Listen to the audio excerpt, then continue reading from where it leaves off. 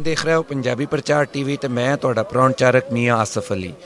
ਬਾਬਾ ਜੀ ਗੁਰੂ ਨਾਨਕ ਦੇਵ ਜੀ ਦੇ 551ਵੇਂ ਜਨਮ ਦਿਨ ਦੀਆਂ ਤਕਰੀਬਾਤ ਸ਼ੁਰੂ ਹੋ ਰਹੀਆਂ ਵਾ।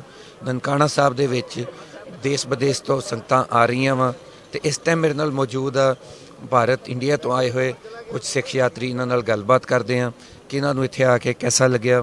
ਹਾਂਜੀ, ਕੀ ਨਾਂ ਜੀ ਤੁਹਾਡਾ ਤੇ ਕਿੱਥੋਂ ਆਏ? ਪ੍ਰਤਾਪ ਸਿੰਘ ਜੀ, ਸਰਸਾ ਜ਼ਿਲ੍ਹਾ ਹਰਿਆਣਾ। ਤੇ ਕਿਹਦਾ ਲੱਗਿਆ ਤੇ ਬਾਬਾ ਜੀ ਦਾ ਜਦੋਂ ਤੁਸੀਂ ਦੁਆਰੇ ਤੇ ਨਜ਼ਰ ਪਈ ਤਾਂ ਕਿਹਦਾ ਲੱਗਿਆ? ਅਸੀਂ ਪਰ ਵੀ ਆਏ ਸੀਗੇ, ਪਰ ਜਿਹੜਾ ਪ੍ਰਬੰਧ ਤੁਹਾਡਾ ਬਹੁਤ ਜ਼ਿਆਦਾ ਵਧੀਆ ਲੱਗਿਆ ਸਾਨੂੰ। ਜਿਵੇਂ ਪਰ ਆਪਣੇ ਕੋਲੇ ਸੰਗਤ ਜ਼ਿਆਦਾ ਆਈ ਸੀ ਤੇ ਤੁਹਾਡਾ ਕੰਟਰੋਲ ਵੀ ਪੂਰਾ ਓਵਰ ਸੀ। ਠੀਕ ਆ ਜੀ, ਉਹ ਤਾਂ ਠੀਕ ਆ, ਬਸ ਕੁਛ ਦਿੱਕਤ ਆਹੀ ਆਈ ਆ ਸਾਨੂੰ ਜਿਹੜੀ ਰਸਤੇ ਵਾਲੀ ਟਾਈਮ। ਇਹ ਤਾਂ ਜੀ ਕਿਰਪਾ ਹੋਈ ਆ ਮਾਲਕ ਦੀ। ਐ ਤੇ ਬੀਜੇ ਕਰਮਾਂ ਵਾਲਿਆਂ ਦੇ ਲੱਗਿਆ ਜਿਨ੍ਹਾਂ ਨੂੰ ਬਾਬਾ ਜੀ ਦੀ ਕਿਰਪਾ ਹੋਣੀ ਸੀ। ਸਾਰਾ ਮੇਰਾ ਖਿਆਲ 700 ਬੰਦਾ ਆਇਆ ਸੀ। ਦੂਜਿਆਂ ਦੇ ਕਿਸੇ ਦਾ ਕੈਂਸਲ ਹੋ ਗਿਆ, ਕਿਸੇ ਦਾ ਕਰੋਨਾ ਦੱਸਤਾ, ਕਿਸੇ ਦਾ ਕੁਛ।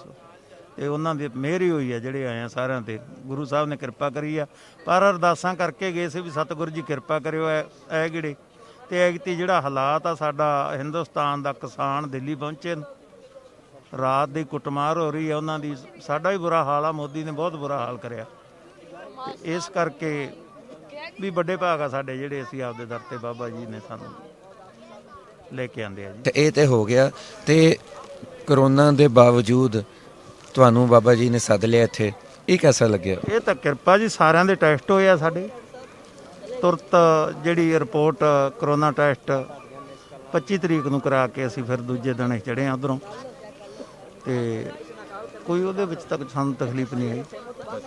ਹਾਂ, ਬਾਕੀ ਰਾਏ ਜੇ ਲੱਗਿਆ ਵੀ ਕਰੋਨਾ ਟੈਸਟ ਕਰਾਉਣ ਜਾਂਦੇ ਆ, ਤੁਰਤੀ 5-5 ਮਿੰਟਾਂ ਬਾਅਦ ਉਹ ਰਿਪੋਰਟ ਦੇ ਦਿੰਦੇ ਸੀ। ਤੇ ਤੁਸੀਂ ਦੱਸੋ ਜੀ ਤੁਹਾਡਾ ਕੀ ਨਾਂ ਤੇ ਤੁਸੀਂ ਕਿੱਥੋਂ ਆਏ? ਅਸੀਂ ਸਰਸਾ ਜ਼ਿਲ੍ਹਾ ਪਿੰਡ ਅਲੀਗੜ੍ਹ ਡੱਬਲੀ ਦੇ ਨਜ਼ਦੀਕ ਬਾਬੇ ਦੇ ਦਰਬਾਰ ਆਏ। ਬਹੁਤ ਵਧੀਆ ਲੱਗਿਆ, ਰੂਹ ਖੁਸ਼ ਹੋ ਗਈ। ਹਰੇਕ ਨੂੰ ਪਰਮਾਤਮਾ ਲਿਆਵੇ ਬਾਬੇ ਦੇ ਦਰ ਤੇ, ਬਹੁਤ ਹੀ ਵਧੀਆ। ਦੁੱਖੜੇ ਦੂਰ ਹੋ ਜਾਂਦੇ ਆ ਇੱਥੇ। ਤੇ ਅੱਛਾ ਜੀ, ਇੱਧਰ ਸਾਡੇ ਨਾਲ ਇੱਕ ਹੋਰ ਬਾਬਾ ਜੀ ਬੈਠੇ। ਕੀ ਨਾਂ ਜੀ ਤੁਹਾਡਾ? ਹਰਦਮ ਸਿੰਘ ਹੈ ਜੀ। ਤੇ ਕਿੱਥੋਂ ਆਏ ਹੋ? ਉੱਥੋਂ ਹੀ ਚੋਰ ਮਾਰੋ, ਸਰਸਾ ਜ਼ਿਲ੍ਹਾ ਜੀ। ਕਿਹਦਾ ਲੱਗਿਆ ਇੱਥੇ? ਬਹੁਤ ਠੀਕ ਹੈ ਜੀ। ਪਰਮਾਤਮਾ ਦੇ ਦਰਸ਼ਨ ਹੋਣਗੇ ਤੜਕੇ ਹੋਰ ਪਤਾ ਲੱਗੂਗਾ। ਮੈਨੂੰ ਤਾਂ ਬਹੁਤ ਠੀਕ ਲੱਗਿਆ। ਵਰਗਾ ਜਿਹੜੀ ਤਕਲੀਫ ਆਈ ਉਹ ਤੁਹਾਨੂੰ ਦੱਸ ਹੀ ਦਿੱਤੀ ਬਾਈ ਨੇ। ਨਹੀਂ ਚਲੋ ਕੋਈ ਆਈ ਹੋਰ ਸਭ ਠੀਕ ਹੈ। ਠੀਕ ਹੈ ਜੀ, ਬਹੁਤ ਵਧੀਆ। ਠੀਕ ਹੈ, ਲੱਖਾ ਸਿੰਘ। ਕਿਹਦਾ ਲੱਗਿਆ ਬਾਬਾ? ਬਹੁਤ ਵਧੀਆ ਜੀ, ਬਹੁਤ ਵਧੀਆ ਮਾਹੌਲ, ਬਹੁਤ ਖਾਣਾ ਪਾਣਾ ਬਹੁਤ ਵਧੀਆ ਸਾਰਾ, ਕੋਈ ਦਿੱਕਤ ਨਹੀਂ ਆਈ। ਜਿਹੜੀ ਆਈ ਆ ਉਹ ਤੇ ਜਿਹੜੀ ਆਈ ਆ। ਚਲੋ ਜੀ, ਅੱਛਾ ਆ ਸੁਣਿਆ ਜੀ ਤੁਸੀਂ ਇੱਥੇ ਆਏ ਆ ਤੇ ਇੰਡੀਆ ਦੇ ਵਿੱਚੋਂ ਯਾਤਰੀ ਆਏ ਹੋਏ ਮੇਰੇ ਨਾਲ ਬੈਠੇ ਆ। ਵਾਰੀ ਦਾ ਇੰਤਜ਼ਾਰ ਆ ਅੰਦਰ ਜਾਣ ਲਈ।